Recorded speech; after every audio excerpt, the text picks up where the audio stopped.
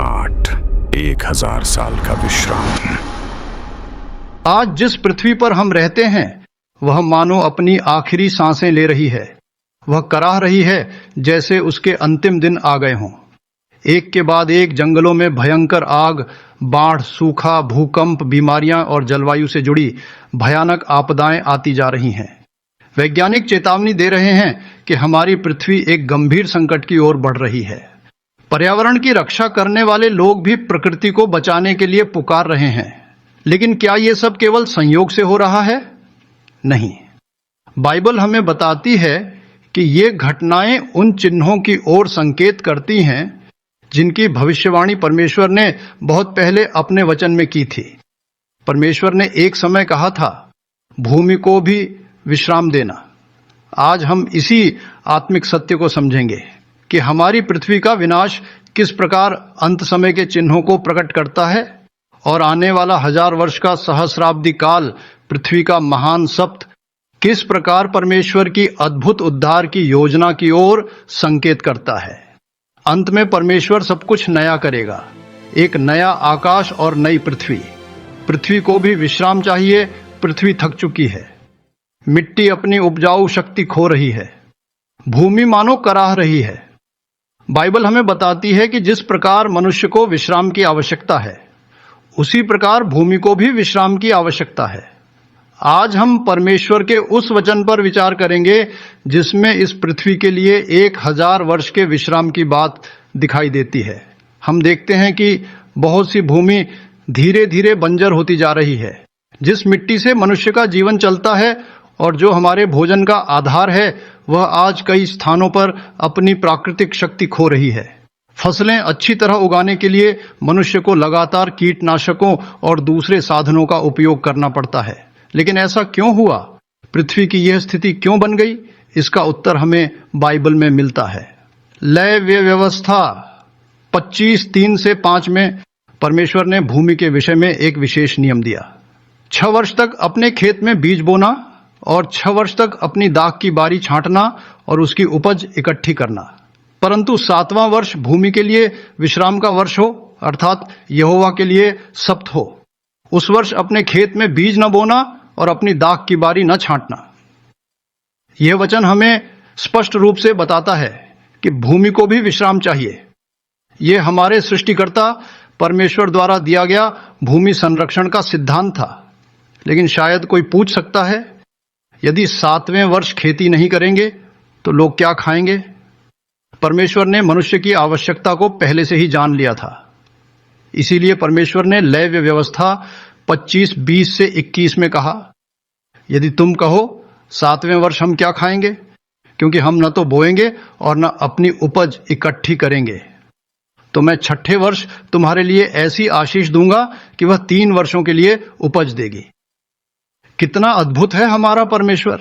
जो व्यक्ति परमेश्वर के वचन पर विश्वास करता है और उसकी आज्ञा का पालन करता है, परमेश्वर उसकी आवश्यकताओं को जानता है और उसकी व्यवस्था करता है। लेकिन समय बीतने के साथ मनुष्य ने परमेश्वर के वचन पर विश्वास करना छोड़ दिया। लालच के कारण मनुष्य अधिक से अधिक उपज चाहता रहा। उसने भूमि को लगातार काम में लगाया और उसे वह विश्राम नहीं दिया जिसकी परमेश्वर ने व्यवस्था की थी। और आज हम देखते हैं कि हमारी जीवन व्यवस्था का आधार यह पृथ्वी मानो कराह रही है। जिस भूमि को लगातार इस्तेमाल किया गया, उसे अब लंबे विश्राम की आवश्यकता है। और बाइबल हमें एक ऐसे आने वाले समय के बारे में बताती है जब यह पृथ्वी 1000 वर्षों तक विश्राम करेगी। यीशु का दूसरा आगमन। बाइबल में बहुत से ऐसे रहस्य और अद्भुत घटनाएं हैं जिन्हें मनुष्य अपनी बुद्धि से पूरी तरह समझ नहीं सकता। फिर भी परमेश्वर का वचन सत्य है। समय के साथ बाइबल की भविष्यवाणियां वो अद्भुत रूप से पूरी होती दिखाई देती हैं। बाइबल को समझना और उसके अनुसार जीवन जीना आशीष और जीवन की ओर ले जाता है। बाइबल में बताए गए सबसे महत्वपूर्ण घटनाक्रमों में से एक है हमारे प्रभु यीशु मसीह का दूसरा आगमन। नए नियम में यीशु के दूसरे आगमन का बार बार उल्लेख किया गया है। ये मसीही विश्वास की सबसे महत्वपूर्ण आशाओं में से एक है। यीशु के पुनरुत्थान के बाद 40वें दिन एक अद्भुत घटना हुई। उनके शिष्य अपनी आंखों से यीशु को स्वर्ग की ओर जाते हुए देख रहे थे। जब वे आकाश की ओर देखते रह गए, तब स्वर्गदूत ने उनसे कहा, प्रेरितों के काम 1:11। हे गलीली पुरुषों, तुम क्यों आकाश की ओर देखते हो? यही यीशु जो तुम्हारे पास से स्वर्ग पर उठा लिया गया है, जिस रीति से तुमने उसे स्वर्ग पर जाते देखा है, उसी रीति से वह फिर आएगा। क्या ही अद्भुत प्रतिज्ञा है।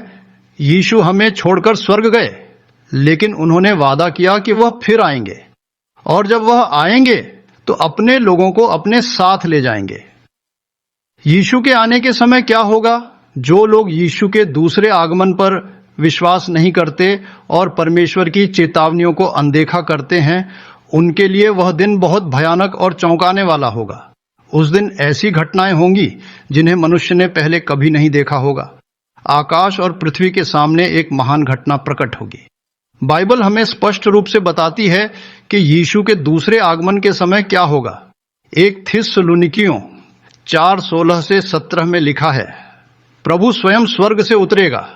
उस समय जय जयकार का शब्द होगा, प्रधान दूत का शब्द होगा और परमेश्वर की तुरही फूंकी जाएगी, और जो मसीह में मरे हैं वे पहले जी उठेंगे।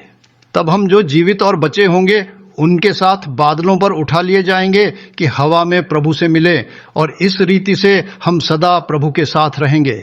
यीशु के दूसरे आगमन की सबसे अद्भुत घटनाओं में से एक होगी मरे हुए विश्वासियों का पुनरुत्थान।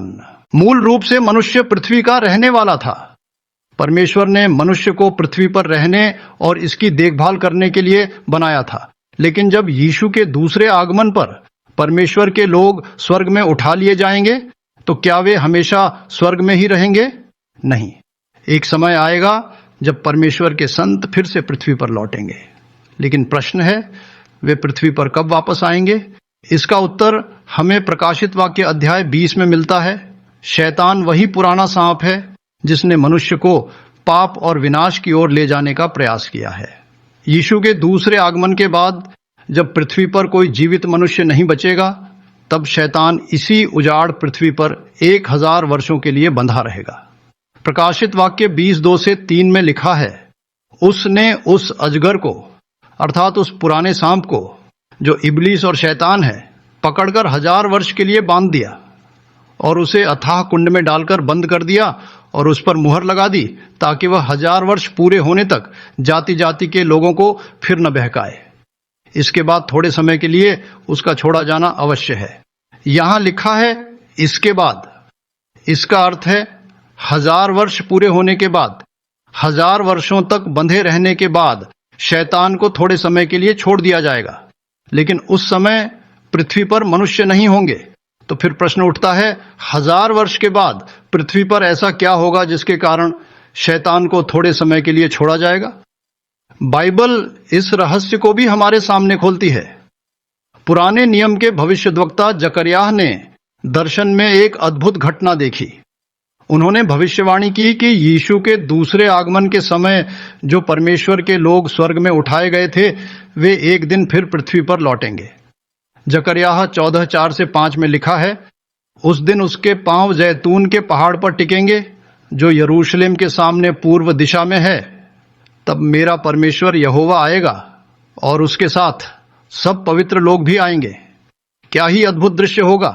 1000 वर्षों तक स्वर्ग में रहने के बाद परमेश्वर के संत और स्वर्ग का परिवार पृथ्वी पर वापस आएगा, और केवल संत ही नहीं, यीशु द्वारा तैयार किया गया नया यरूशलेम भी स्वर्ग से पृथ्वी पर उतरेगा। प्रेरित यूहन्ना ने दर्शन में इसे देखा। प्रकाशित वाक्य 21:2 में लिखा है, फिर मैंने पवित्र नगर नए यरूशलेम को स्वर्ग पर से परमेश्वर के पास से उतरते देखा, और वह उस दुल्हन के समान सजी हुई थी जो अपने पति के लिए सिंगारी गई हो। कल्पना कीजिए उस महान दृश्य की। 1000 वर्षों के बाद स्वर्गीय परिवार पृथ्वी पर उतर रहा है। परमेश्वर के बचाए हुए लोग पृथ्वी पर लौट रहे हैं और नया यरूशलेम नगर भी स्वर्ग से पृथ्वी पर उतर रहा है। लेकिन उसी समय एक और आश्चर्यजनक घटना घटेगी। बाइबल बताती है कि दुष्ट लोग भी पुनरुत्थित किए जाएंगे। यीशु ने यूहन्ना 5:28 से 29 में कहा, इस पर अचंभा न करो, क्योंकि वह समय आता है कि जितने कब्रों में हैं वे सब उसका शब्द सुनकर निकलेंगे। जिन्होंने भलाई की है वे जीवन के पुनरुत्थान के लिए, और जिन्होंने बुराई की है वे दंड के पुनरुत्थान के लिए। इसका अर्थ है कि एक समय आएगा जब कब्रों में सोए हुए लोग फिर से जीवित होंगे। प्रकाशित वाक्य अध्याय 20 बताता है कि दुष्टों का यह पुनरुत्थान 1000 वर्षों के अंत में होगा। फिर क्या होगा? प्रकाशित वाक्य 20:9 में लिखा है, और वे सारी पृथ्वी पर फैल गए और पवित्र लोगों की छावनी और प्रिय नगर को चारों ओर से घेर लिया। तब स्वर्ग से आग उतरी और उन्हें भस्म कर दिया। यहां जिन लोगों का उल्लेख किया गया है वे दुष्ट हैं जो पुनरुत्थित हुए हैं। अब परिस्थिति को समझिए। परमेश्वर के संत पृथ्वी पर आ चुके हैं। नया यरूशलेम पृथ्वी पर उतर चुका है। दुष्ट लोग पुनरुत्थित हो चुके हैं, और तब शैतान उन पुनरुत्थित दुष्टों को एकत्र करके परमेश्वर के लोगों और पवित्र नगर पर आक्रमण करने का प्रयास करेगा। यही वह घटना है जिसके कारण प्रकाशित वाक्य में कहा गया है कि 1000 वर्ष पूरे होने के बाद शैतान को थोड़े समय के लिए छोड़ दिया जाएगा। शैतान को ऐसा लगेगा कि अब उसके पास फिर से एक अवसर है, लेकिन यह उसका अंतिम धोखा होगा। जब शैतान और दुष्ट लोग परमेश्वर के लोगों और पवित्र नगर को घेरेंगे, तब स्वर्ग से आग उतरेगी और वह शैतान तथा सभी दुष्ट शक्तियों को पूरी तरह नष्ट कर देगी। इस प्रकार पाप, मृत्यु और बुराई का अंतिम अंत होगा। शैतान का शासन हमेशा के लिए समाप्त हो जाएगा। पाप का अस्तित्व हमेशा के लिए मिटा दिया जाएगा, और फिर परमेश्वर अपनी महान योजना का अंतिम भाग पूरा करेगा। परमेश्वर इस पुरानी पाप से भरी पृथ्वी को हमेशा इसी अवस्था में नहीं छोड़ेगा। वह सब कुछ नया करेगा। प्रेरित यूहन्ना ने दर्शन में देखा। प्रकाशित वाक्य 21:1 में लिखा है, फिर मैंने नए आकाश और नई पृथ्वी को देखा, क्योंकि पहला आकाश और पहली पृथ्वी जाती रही थी और समुद्र भी न रहा। क्या ही अद्भुत प्रतिज्ञा है! परमेश्वर एक नया आकाश और एक नई पृथ्वी बनाएगा। यही पृथ्वी जो आज पाप, दुख, मृत्यु, बीमारी, हिंसा और विनाश से कराह रही है, परमेश्वर के हाथों से फिर से नई बनाई जाएगी। 1000 वर्षों का विश्राम समाप्त होगा और परमेश्वर के बचाए हुए लोग इस नई पृथ्वी पर हमेशा के लिए जीवन बिताएंगे। प्रिय भाइयों और बहनों, यह परमेश्वर की प्रतिज्ञा है। यह पृथ्वी हमेशा कराहती नहीं रहेगी। दुख हमेशा नहीं रहेगा। पाप हमेशा नहीं रहेगा। मृत्यु हमेशा नहीं रहेगी। एक दिन भूमि को विश्राम मिलेगा। बुराई का अंत होगा। शैतान का विनाश होगा। पाप हमेशा के लिए समाप्त होगा और परमेश्वर सब कुछ नया कर देगा।